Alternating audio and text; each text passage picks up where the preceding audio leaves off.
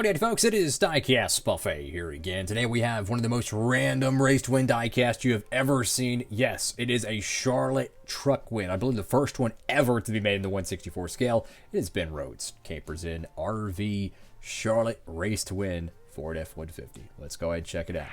Alrighty, folks. We're at the good old box, and let's dive into today's diecast review. This is literally one of my favorite diecasts to ever literally be made from 2023. I'm not even going to front you. And the first thing that literally popped out of the woodwork, they brought back the old school wheel prints. Look how high quality the prints are on the wheels. This is like a 2018, 2017 era quality wheel prints. It's not blurry. And yes, it does have the patriotic thing. We'll take a closer look at that because it's probably very hard to read. But anyways, we're going to go and dive into this diecast review. Of course, pick this one up from our friends at Circle B Diecast. You can too, guys. Make sure to pick up yours today. I'm really surprised this one got made. Definitely a lot of people had to be pre-ordering for this one. It's awesome, guys. Make sure you use that promo code. Help you save on shipping, guys. Looking at this diecast here, it's a freaking truck diecast at Charlotte Motor Speedway with confetti. I mean, this is a first time for everything. I mean, look at the confetti. That is so cool. It is so freaking rare to see confetti on truck diecast because almost every racetrack only does confetti for, yeah, you guessed it, only the Cup Series. I don't know why in the world more racetracks don't do confetti. You know how much it actually costs them to have confetti pedals on their vehicles? They probably have like a t-shirt cannon with like $30 of cheap vinyl, plastic, clear confetti pieces. That's it. And that $30 barrel of freaking confetti pieces could potentially make them thousands in merchandise revenue. I don't know why they don't mandate it for all the racetracks. I have no earthly idea. It sells diecast, and I'm not going to guarantee you, but if there was no confetti on this one, I would kind of believe this may or may not have got made in the Gold Series. So you got Craftsman on the front windscreen. This is the patriotic banner they ran at Charlotte Motor Speedway, and that was one of the wildest, if not the wildest, Charlotte Motor Speedway weekend ever. They raced the ARCA and the truck race on Friday. They had nothing on Saturday because it was raining. They did shenanigans in Kevin Harvick's hauler. They had the pit reporters toilet papering it. Yeah, I watched it. It was actually pretty fun. They did nothing there, and then Sunday came. It was raining all day at Charlotte, so you watched the Indy 500, and it was a standalone show pretty much besides the F1 joint. And then Monday, they freaking finally got back on track. They ran like a quarter of the Xfinity race, stopped it, ran the 600, and then freaking ran the rest of the Xfinity race. It was the weirdest, wackiest NASCAR weekend maybe ever. It was pretty interesting. So you got Campers in RV right there on the hood. Some of the paint scheme is fluorescent orange, and the other portion of it is kind of a dark orange. And I got to be honest with you, when I seen this paint scheme on television, I did not like it. But when I see it in diecast form, it looks very, very good. It's one of those paint schemes that just looks better on a diecast. Got the Ford front end right there. You got ARP Sunoco 99. Got Goodyear. And I'm telling you, man, there are so many great looking truck paint schemes that won races that never got a diecast made. And seeing this, just a normal Charlotte race to win truck actually get made is kind of warms the heart, so to speak. It's just so cool. Got Campers in RV right there. Tinda got a little bit of some racewear grime. Again, check out these wheels. We have not seen the crystal clear printing in years. I'm talking years. You don't believe me? Check this one out. You might not be able to see it too well, but look at the right or the left rear tire. Look at the Goodyear. Look how kind of like fuzzy it looks. And now look at the Truck Series one. They changed it about midway in 2019, if memory serves me correct. And seeing it back on a diecast is actually really, really cool. Because, you know, when I do customs, I like to use these wheels instead. I know if I was doing a race to win diecast, that's what I would do. So, Craftsman, NASCAR Salute, 75th Anniversary, SKF, Jessel, Calico, whatever the biff that is. Arrowhead Brass, Tilton, Holly, EFI, Mobile 1, got the number 99.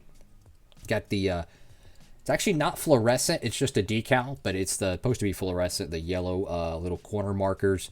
You have Ford built tough Ben Rhodes and some other decals there. Go to the caboose of this diecast, or the tailgate. Got Campers in RV, Ford, number 99.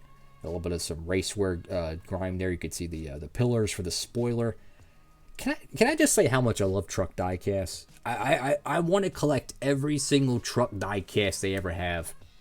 I've gotten almost all of them. I think I'm missing a couple of them from 2021 and 2022.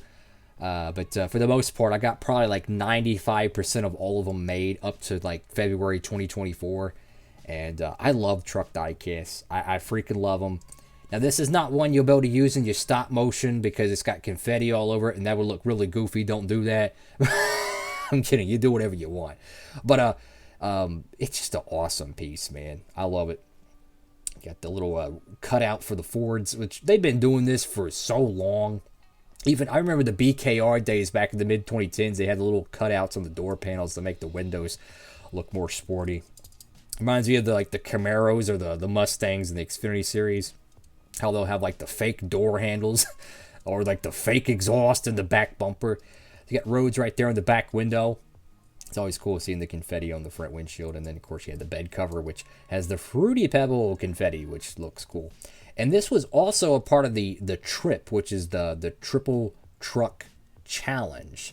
And I believe the way it works, if you win one of the 3 races, you get like $50,000 extra for you and the team. And if you win all 3 of them, you get like $250 or something, which for truck teams, that is a boatload. I'm just gonna say it. That is a lot. Anyways, absolutely amazing diecast. Low key, but kind of high key, if that makes any sense. One of my favorite releases of the year, and I'm not even a Ben Rhodes guy. I'm just not. I'm just not. One of my favorite releases. Like this is like probably top 5 favorite trucks all time. I'm not even kidding you. Incredible diecast, guys. Incredible. Could not recommend it more. And I'm going to end the video on this, and this is something I'm really passionate about. Get this. We're on pace to have potentially half of all the truck race wins made in the 164 scale for the first time in NASCAR 164 history. I mean, that's crazy. Think about it. Larson's North Wilkesboro win got made. The Daytona win from Zane Smith got made. I think he won COTA again, so they made that in the Authentics line. The Atlanta race got made. Christian Eckes, I think, won that, so that's 4. Then you have this one, which makes 5. Kyle Busch's, Pocono? No, not Pocono. Las Vegas, I think it was. That win got made, so that's like 6. Joey Logano's Bristol win, that's 7.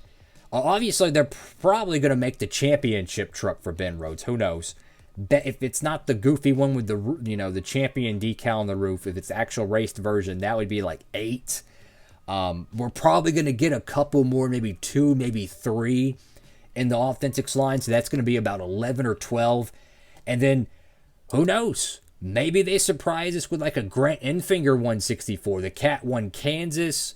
I think, he won Milwaukee and I think Gateway. So they could make one of those. That would put it at 12. They run like 23 or 26 races. We're pretty much at halfway if that all plays out.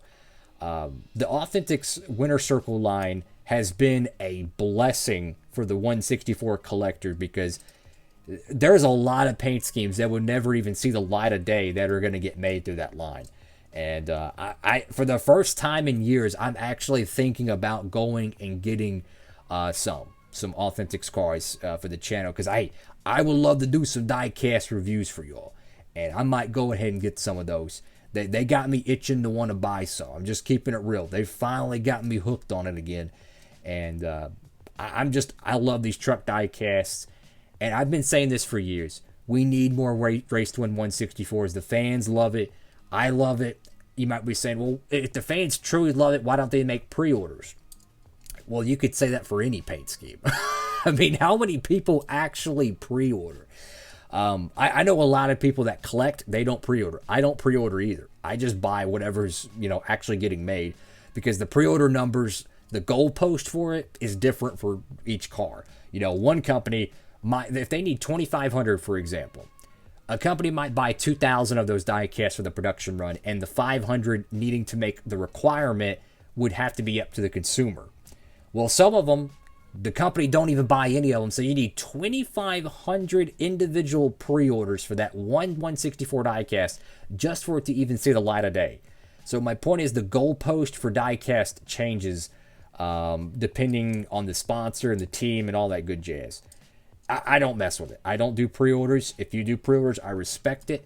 But I don't know. I love talking diecast, and Authentic Slime, man, I'm telling you, is freaking incredible. I'm loving this diecast. Awesome job, Lionel. I got to give y'all props for that. So thank y'all so much for watching. Have a blessed one, everybody. Go pick up this diecast here. You won't regret it. Diecast Buffet, signing off.